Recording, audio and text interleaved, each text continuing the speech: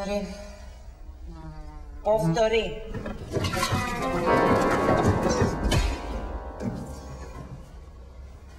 Траеше долго. Беше неизвестно. Болно. Понекогаш ми се чинеше дека шансите за успех ми се на нула. Но ете, победив. Лекарскиот конзилиум едногласно реши. Повторно си здрава и можеш дома.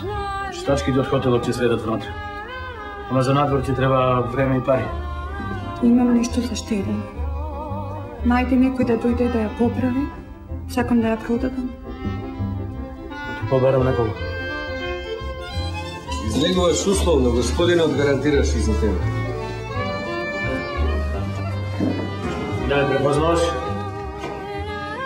Новак, твојот полубрат. Слушај, ќе ти дадам стан и работа.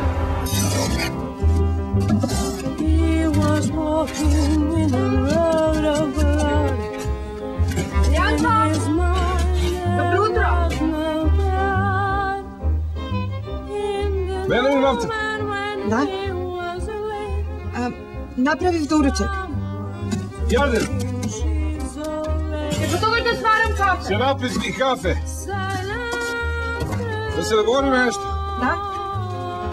Јас сум дојден тука да работам и нема време за губење. Јасно?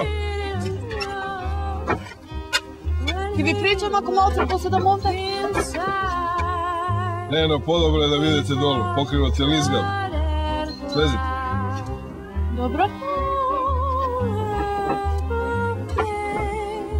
Господине! Господине! Што е сега? Не можам да се симна. Да ти ева. Нема више да ви причам. Сигурно. Би било добро да биде така. Фрлай!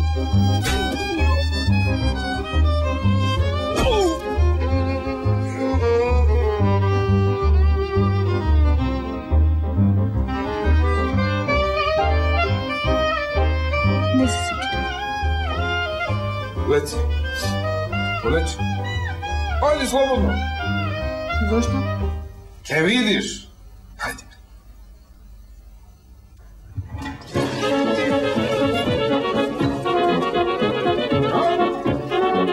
Распеана шоља.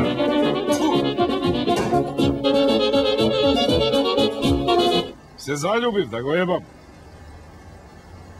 Се заљубив.